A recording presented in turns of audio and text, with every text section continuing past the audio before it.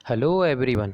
आज हम पढ़ने वाले हैं क्लास 9th का चैप्टर नंबर 3 अणु और परमाणु, जिसके हम कुछ पार्ट पहले ही पूरे कर चुके हैं। ये इसका लास्ट है, जिसमें हम पढ़ने वाले हैं मूल संकल्पना के बारे में। किसके बारे में? मूल संकल्पना के बारे में। ठीक है, जिसमें हम जानेंगे कि मूल क्या होते हैं, मूल संकल्पना क्या है।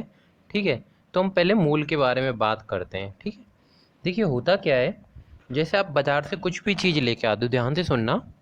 क्या होता है, जैसे आप बाज़ार से कुछ भी चीज़ लेके आते हो, जैसे आप केले लेके आए, क्या लेके आए? केले लेके आए बाज़ार से। ठीक है, तो आप क्या बोलोगे कि ये क्या है? 1 kg केले। ठीक है, या फिर अगर दर्जन में लेके आए तो आप बोलोगे 1 दर्जन में 12 केले आते हैं, और ये कुछ मान लीजिए कुछ 150 रुपये के 12 केले आए। तो ये क्या है? 1 kg क्या है, या फिर ये 150 रुपये क्या है? ये इसकी एक इकाई है। इस तरह से क्या बोलते हो आप, इसको इस तरह से डिनोट करते हो क्या कि 1 kg केले। क्या? 1 kg केले। इसको तोलते किस में हो? 1 kg में। दर्जन की बात होगी तो क्या बोलोगे कि इसको किस में लेके आ रहे हो आप? दर्जन में लेके आ रहे हो। ऐसे क्या होता है, ऐसे ही हम अणु और परमाणु की जब हम बात करते हैं तो हम वहाँ पर काम में लेते हैं मोल को। किसको? मोल को। ठीक है, तो जब हम अणु और परमाणु की बात करेंगे तो हम वहाँ बोलेंगे कि ये इसके मूलों की संख्या है। ठीक है, किसकी? मूलों की संख्या है। ठीक है, तो हम वहाँ पर क्या बोलते हैं? मूल बोलते हैं। ठीक है, क्या बोलते हैं? मूल बोलते हैं। ठीक है, मूल मतलब एक मूल में कितने परमाणु हैं, या फिर एक मूल में कितने अणु हैं। एक मूल में कितने परमाणु हैं, या फिर एक मूल में कितने अणु हैं। ठीक है, देखिए आगे। तो अगर हम एक मोल को बोलते हैं आवोग्रादो नंबर। क्या बोलते हैं? आवोग्रादो नंबर। क्या बोलते हैं? आवोग्रादो नंबर। और ये आवोग्रादो नंबर किसके बराबर होता है? 6.022 इंटू 10 की घात 23। ये आवोग्रादो नंबर क्या होता है? 6.022 इंटू 10 की घात 23। ये क्या होता है? आवोग्रादो नंबर होता है। ठीक है, अब देखिए, अगर हम पदार्थ की मात्रा की बात करें, ध्यान से सुनना, पदार्थ की मात्रा की बात करें तो पदार्थ की मात्रा क्या होती है? उसका द्रव्यमान बताती है। पदार्थ की मात्रा क्या होगी? उसकी द्रव्यमान। जैसे आपने क्या बोला अभी मैंने? 1 kg केले। क्या बोला? 1 kg केले। क्या बोला? 1 kg केले, 1 किलो केले। तो ये इसका क्या हुआ? द्रव्यमान हुआ। और पदार्थ क्या हुआ? केले हुए। तो पदार्थ की मात्रा क्या हुई? पदार्थ की मात्रा उसके द्रव्यमान। पदार्थ की मात्रा उसके द्रव्यमान। ठीक है, उस किसको बता रही है? उसके द्रव्यमान को बता रही है। ठीक है, और अगर हम इसी को परमाणुओं में देखें तो किसको बताएगी यहाँ पर द्रव्यमान? परमाणुओं की संख्या को। तो हम यहाँ पर बोलेंगे कि एक मोल में इतने परमाणु हैं, या फिर एक मोल में इतने अणु हैं। ठीक है, एक मोल में इतने परमाणु हैं, या फिर एक मोल में इतने अणु हैं। ऐसे अगर हम यहाँ से बोलने चाहें तो हम क्या बोलेंगे? 1 kg में 12 केले छड़े हैं। ठीक है, या फिर 1 kg में 14 केले हैं। ठीक है, यही तो बोलेंगे। ठीक है, समझ में आ रहा है आपको? देखिए आगे। देखिए, हम तत्वों से समझने की कोशिश करते हैं, हम इनको काम में कैसे लेते हैं, एग्जैक्टली है क्या ये यहाँ पर। ठीक है, तो देखिए होता क्या है, जैसे हम क्या करते थे पहले, जैसे हम बोलते थे कि क्या होता है, जैसे हाइड्रोजन है। ठीक है, हाइड्रोजन की क्रिया कराते थे ऑक्सीजन से, और हमारे पास क्या बनता था? H2O बनता था। क्या बनता था? H2O। H2 क्या बनता था? जल बनता था। और हाइड्रोजन के लिए हम क्या बोलते हैं? देखो, इसको अगर संतुलित कर लें तो ये संतुलित अभिक्रिया इस तरह से होती है। ठीक है, ये इसकी एकदम सही अभिक्रिया है। ठीक है, संतुलित वाली। ठीक है, तो अगर हाइड्रोजन के लिए बोले तो हाइड्रोजन का परमाणु द्रव्यमान क्या होता है? हाइड्रोजन का जो द्रव्यमान होता है वो होता है 1। ठीक है, और यहाँ पर 2 हाइड्रोजन है। कितने हाइड्रोजन है? 2, और 2 आगे भी लगा हुआ है। ठीक है, ऐसे अगर ऑक्सीजन की बात करें तो ऑक्सीजन के कितने? 16, और नीचे क्या लगा हुआ? 2। तो ऑक्सीजन के 2 परमाणु हैं, तो एक का परमाणु द्रव्यमान 16 गुणा 2। ऐसे हाइड्रोजन का क्या है? हाइड्रोजन का 1 गुणा 2, और आगे भी तो 2 लगा हुआ है। ठीक है, इधर देखिए, इधर क्या आएगा? 2 पहले से लगा हुआ है। ठीक है, हाइड्रोजन का क्या होगा यहाँ से? हाइड्रोजन का क्या हो जाएगा? 2 गुणा 2 सेम ही हो जाएगा। तो अगर आप इसको टोटल करोगे तो क्या आ जाएगा आपके पास? 36। क्या आ जाएगा आपके पास? 36 U। 16 दूना 32, और 4 36। क्या आ जाएगा? 36 U। यू क्या है? यूनिफाइड। यू क्या है? यू क्या है? यूनिफाइड द्रव्यमान। यू क्या है? यूनिफाइड द्रव्यमान। ठीक है, अब आगे देखिए करते क्या है। ठीक है, इसी तरह से निकालते थे ना आप। देखिए आगे, अब देखिए यहाँ पर क्या लिखा हुआ है, एक यूनिफाइड हाइड्रोजन में केवल एक हाइड्रोजन परमाणु होता है। तो देखिए इस तरह से एक हाइड्रोजन है, तो हाइड्रोजन का परमाणु द्रव्यमान क्या होता है, हाइड्रोजन का परमाणु द्रव्यमान क्या होता है, एक होता है। ठीक है, हाइड्रोजन का परमाणु द्रव्यमान क्या होता है, एक होता है। ठीक है, तो जो ये हाइड्रोजन का जो परमाणु द्रव्यमान होता है, ठीक है, जितना भी परमाणु द्रव्यमान होता है वो किसके बराबर होता है, एक मोल के बराबर होता है। ध्यान से सुनना मैं क्या बोल रहा हूँ। ठीक है, जो परमाणु द्रव्यमान होता है वो क्या होता है, एक मोल के बराबर होता है। क्या होता है, एक मोल के बराबर होता है। ठीक है,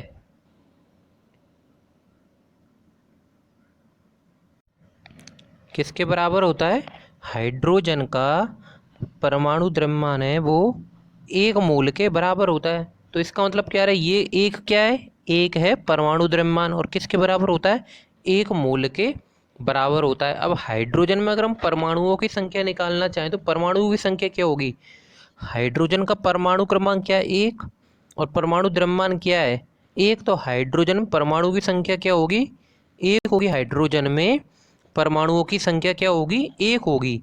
तो हम यहाँ से क्या बोल रहे हैं, देखिए अब इसी को देखो लैंग्वेज में क्या लिखा गया है, इसी को ही लैंग्वेज में लिखा गया है। क्या लिखा हुआ है भाषा में, एक यूनिफाइड हाइड्रोजन में केवल एक हाइड्रोजन परमाणु होता है। एक हाइड्रोजन में क्या होता है, एक हाइड्रोजन परमाणु हो गया, और इस एक हाइड्रोजन परमाणु में एक मोल परमाणु होते हैं। क्या होते हैं, एक मोल परमाणु होते हैं। ये देखिए 1 ग्राम हाइड्रोजन परमाणु में एक मोल परमाणु होते हैं। ठीक है, देखिए मैं आपको एक टेबल बताता हूँ, है ना, ठीक है, वहाँ से आपको कुछ चीज़ें क्लियर होंगी।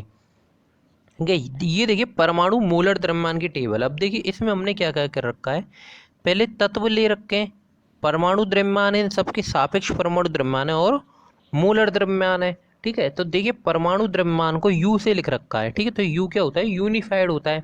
सापेक्ष परमाणु द्रव्यमान भी उतना ही होता है जिस, ठीक है, और ये क्या होता है, परमाणु मोलर द्रव्यमान होता है। ठीक है, ये आप टेबल को एक बार देख लीजिए बस। ठीक है, अब हम आगे समझते हैं। ठीक है,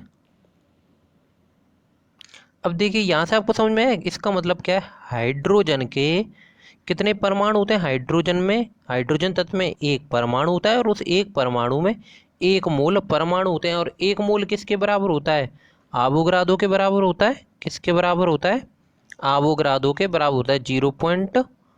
ये 6.022 गुणा 10 की घात 23, 10 की घात 23। ठीक है, यही होता है ना। आगे देखिए, अब देखिए नीचे क्या लिखा हुआ है। अब देखिए ये तो किसकी बात हो गई, परमाणु की बात हो गई। किसकी बात हो गई यहाँ पर, ये परमाणु की बात हो गई। अब हम इसी को अणु में पहचाने कि एक कितने अणु में कितने मोल होंगे, कितने अणु में कितने मोल होंगे। ठीक है, तो यहाँ पर अब देखिए हाइड्रोजन अगर अकेला है तो ये इसका क्या होगा, परमाणु होगा। अगर हाइड्रोजन का अणु बनाना है तो हमें 2 हाइड्रोजन चाहिएंगे। कितने चाहिए होंगे, 2 हाइड्रोजन। तो इसका परमाणु द्रव्यमान क्या हो जाएगा, 2U हो जाएगा। 2U हो जाएगा, तो ये अब परमाणु द्रव्यमान किस में आया है, एक मोल में ही तो आया है। देखिए मोल हमेशा एक रहेगा, मोल हमेशा एक। जैसे हम केले लेने गए तो हम हमेशा यही बोलेंगे कि हमें 1 kg केले चाहिए, हमें 1 kg केले चाहिए। क्या चाहिए, 1 kg केले चाहिए। ऐसे हमेशा हम जो ये निकालेंगे वो हमेशा एक मोल में ही निकालेंगे। तो हम हमेशा बोलते हैं, जैसे यहाँ से एक मोल में 2 अणु हाइड्रोजन के हैं, एक मोल में 2 अणु हाइड्रोजन के हैं। जितना, मेरा कहने का मतलब क्या है, जितना उसका, अगर हम बात परमाणु की कर रहे हैं, देखिए ऊपर वाले में देखिए, अगर हम बात परमाणु की कर रहे हैं, किसकी कर रहे हैं, अगर हम बात परमाणु की कर रहे हैं तो हम उसका सबसे पहले परमाणु द्रव्यमान देखते हैं। क्या करते हैं, देखिए आप एक टिप से लीजिए, क्या करते हैं, सबसे पहले आपको क्या करना है, देखिए इसको क्लियर करके फिर से देखते हैं। देखिए जैसे आपसे हाइड्रोजन के लिए पूछा, ठीक है, तो आप क्या करोगे, हाइड्रोजन में सबसे पहले उसका परमाणु द्रव्यमान देखोगे। क्या करोगे, परमाणु द्रव्यमान। देखिए लेकिन ये ध्यान रखना कि आपको परमाणु के लिए पूछा है या फिर अणु के लिए पूछा है। अभी के लिए मान लेते हैं परमाणु के लिए पूछा है, तो सबसे पहले क्या करोगे, परमाणु द्रव्यमान देखोगे। तो हाइड्रोजन का परमाणु द्रव्यमान 1U होता है। ठीक है, और ये जो परमाणु द्रव्यमान होता है ये हमेशा एक मोल के बराबर होता है। क्या होता है, परमाणु द्रव्यमान। और जितना परमाणु द्रव्यमान होता है उतना ही तो मूलर द्रव्यमान होता है, उतना ही तो मूलर द्रव्यमान होता है। तो ये क्या होता है, एक मोल के बराबर होता है। तो यहाँ से हम क्या बोलते हैं कि एक मोल में एक यूनिफाइड, ये यू को यूनिफाइड बोलते हैं, एक मोल में एक यूनिफाइड हाइड्रोजन के परमाणु हैं। इस तरह से बोलो, इन दोनों लाइनों को अगर आप कंबाइंड बोलना चाहो तो यहाँ से डायरेक्ट बोल सकते हो, एक मोल में एक यूनिफाइड हाइड्रोजन का द्रव्यमान है। ठीक है, ये यहाँ पर लिखा हुआ है, एक यूनिफाइड हाइड्रोजन में, एक यूनिफाइड हाइड्रोजन में एक हाइड्रोजन परमाणु है, एक यूनिफाइड हाइड्रोजन में एक एक हाइड्रोजन परमाणु और एक हाइड्रोजन परमाणु एक मोल के बराबर होता है। लिखा हुआ तो वही है, ठीक है, कैसे भी लिख लीजिए। और अगर हम अणु की बात करें तो अणु क्या होता है, अणु के लिए क्या, ये क्या हो जाएगा, H2 हो जाएगा। तो अब इसके अगर हम द्रव्यमान की बात करें, अणु का द्रव्यमान क्या हो जाएगा, 2U हो जाएगा। एक तो होता ही है, एक को किससे गुणा कर दिया, 2 से कर दिया। ठीक है, अब ये भी क्या होगा, एक मोल तो हमारा क्या है, इस तरह से मान लो जैसे 1 kg था। ठीक है, ये वैसे की वैसे ये तो फिक्स है। ठीक है, बदलेगा क्या, केले अगर छोटे हैं बड़े हैं, ठीक है, इस चीज़ पे डिपेंड है ना। अब यहाँ पर क्या हो गया, इसी तरह से परमाणु से क्या हो गया, अणु आ गया। पहले हम केले ले रहे थे, अब हम बोल रहे कि हम तो क्या करेंगे, तरबूज लेंगे। क्या करेंगे, तरबूज लेंगे। तरबूज क्या होगा, सॉरी तरबूज को मत लीजिए आप, मान लीजिए जैसे हम पहले केले ले रहे थे, अब हम चीकू ले रहे हैं। चीकू तो चीकू क्या होंगे, ज़्यादा छटेंगे। चीकू क्या होंगे, ज़्यादा छट रहे होंगे। तो हम क्या बोलेंगे अब यहाँ से, भाई जैसे 1 kg में 12 केले छट रहे थे तो हमने वो परमाणु मान लिया। अब यहाँ से हम क्या बोल रहे हैं, 1 kg में 14 चीकू छट रहे हैं। ठीक है, तो ये क्या हो गया, ऐसे ही एक मोल तो आपका फिक्स है। ठीक है, एक मोल में दो यूनिफाइड क्या होते हैं, हाइड्रोजन अणु होते हैं। ठीक है, और ये, ठीक है, इस तरह से बोल लो इसको। अगर ये सीधा, इसको उल्टे तरीके से बोल सकते हो आप, पीछे से लेना भी चालू कर सकते हो कि एक मोल में कितने हो गए, 2 हाइड्रोजन परमाणु हो गए। ठीक है, यहाँ समझ में आ रहा है। ऐसे देखिए अब आगे, हाइड्रोजन परमाणु में समझ में आ गया आपने कैसे निकाला। हाइड्रोजन परमाणु में हाइड्रोजन का परमाणु क्या है, H है। ठीक है, परमाणु द्रव्यमान क्या होता है इसका, क्या होता है परमाणु द्रव्यमान, 1U इसका परमाणु द्रव्यमान होता है। और 1U परमाणु द्रव्यमान, देखिए यहाँ से मैं आपको बता रहा हूँ पूरा, 1U परमाणु द्रव्यमान 1 ग्राम के बराबर होता है। ठीक है, 1U परमाणु द्रव्यमान 1 ग्राम के बराबर होता है, और वो 1 ग्राम 1 मोल के बराबर होता है। देखिए उस पर जो लैंग्वेज लिखी हुई है वहाँ पर, उसको छोड़िए, आप इस तरह से लिखना। जैसे कभी भी पूछे आपसे तो इस तरह से लिखना। सबसे पहले किसके लिए पूछा, हाइड्रोजन परमाणु, तो हाइड्रोजन लिख लिया, उसका परमाणु द्रव्यमान लिखना, और वही परमाणु द्रव्यमान 1 ग्राम के बराबर होता है। ठीक है, जितना परमाणु द्रव्यमान होता है उसी को ग्राम में लिख लिया करो, उतना ही, सिर्फ ग्राम बदलना है। और वो ग्राम हमेशा 1 मोल के बराबर होता है। अगर यहाँ पर 2 ग्राम होता तो मोल तो एक ही आते। ठीक है, जैसे हाइड्रोजन अणु में देखिए, हाइड्रोजन अणु क्या होता है, H2 होता है। तो इसका परमाणु द्रव्यमान क्या हो जाएगा, 2U हो जाएगा।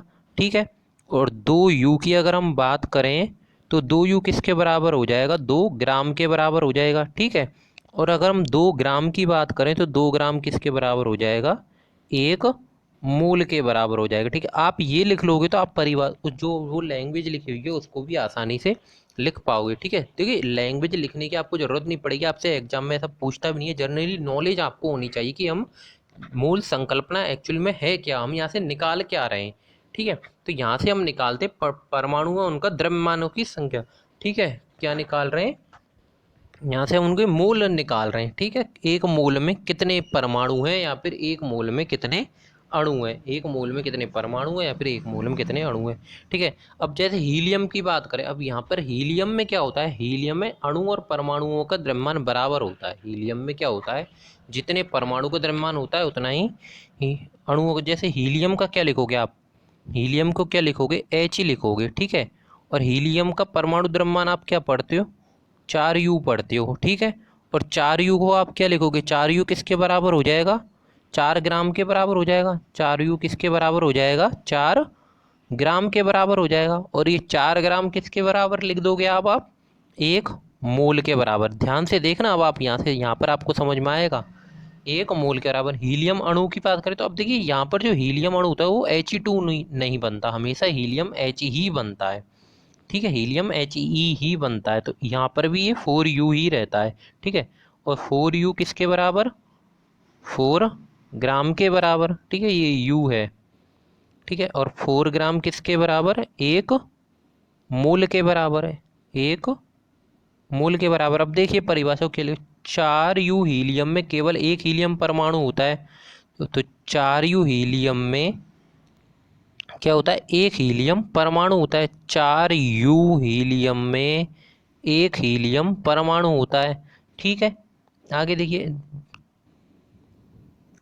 4 ग्राम हीलियम परमाणु में एक मूल परमाणु होते हैं। 4 ग्राम हीलियम परमाणु में एक मूल परमाणु होते हैं। अब आपको भाषा यहाँ से समझ में आ रही है कि किस तरह से लिखी हुई है वो भाषा, ठीक है, इनसे समझ में आ रही होगी। ऐसे हीलियम अणु के लिए भी यहाँ पर सेम लिखा हुआ है, 4 ग्राम हीलियम अणु में एक हीलियम अणु होता है, 4 ग्राम हीलियम अणु में एक मोल अणु होते हैं। और एक मोल में क्या होते हैं, एक मोल में क्या होते हैं, 6.022 गुणा 10⁻23। यहाँ से समझ में आ रहा होगा अब आपको कैसे लिखा है, ठीक है।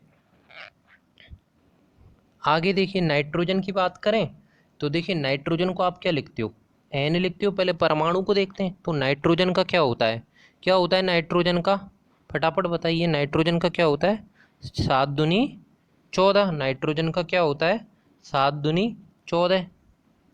ठीक है, hydrogen helium lithium, hydrogen helium lithium beryllium boron, boron carbon और नाइट्रोजन, ठीक है, बोलते हैं ना बैकनॉफ। ठीक है, तो क्या होता है, 14 होता है।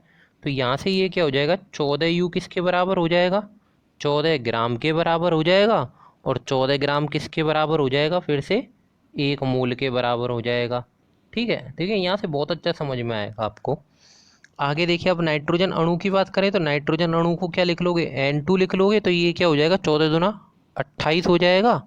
ठीक है, और अगर ये 28U किसके बराबर हो जाएगा, 28 ग्राम के बराबर हो जाएगा। और 28 ग्राम किसके बराबर हो जाएगा, एक मूल के बराबर हो जाएगा, एक मूल के बराबर हो जाएगा। तो यहाँ से क्या लिखेंगे, अब देखिए ये 12 नहीं, ये 14 है। ठीक है, ये 14 है, 12 नहीं है दोनों जगह। ठीक है, और ये भी 14 ना 28 हो जाएगा, ये गलत लिखा हुआ था। ठीक है, इसको 14, तो यहाँ से चलो 14 यूनिफाइड नाइट्रोजन में एक नाइट्रोजन परमाणु और 14 ग्राम नाइट्रोजन में एक मूल परमाणु है। ठीक है, ऐसे ही यहाँ पर क्या लिख लोगे, अब यहाँ पर क्या हो जाएगा, 14 की जगह 28 हो जाएगा, क्योंकि किसकी बात हो रही है, अणु की बात हो रही है, एक मूल में। तो हम क्या यहाँ से ये बोल सकते हैं क्या, एक मोल में 28 ग्राम या 28 यूनिफाइड क्या है, नाइट्रोजन के अणु हैं। ठीक है, या फिर और परमाणु की बात करें तो एक मोल में 14 ग्राम या फिर 14 यूनिफाइड नाइट्रोजन के परमाणु हैं। अब हम बता सकते हैं ना एक मोल में कितने हैं, जितना उसका द्रव्यमान होता है, अगर परमाणु की बोले तो उतना ही, अगर अणु की बोले तो उसका डबल। ठीक है,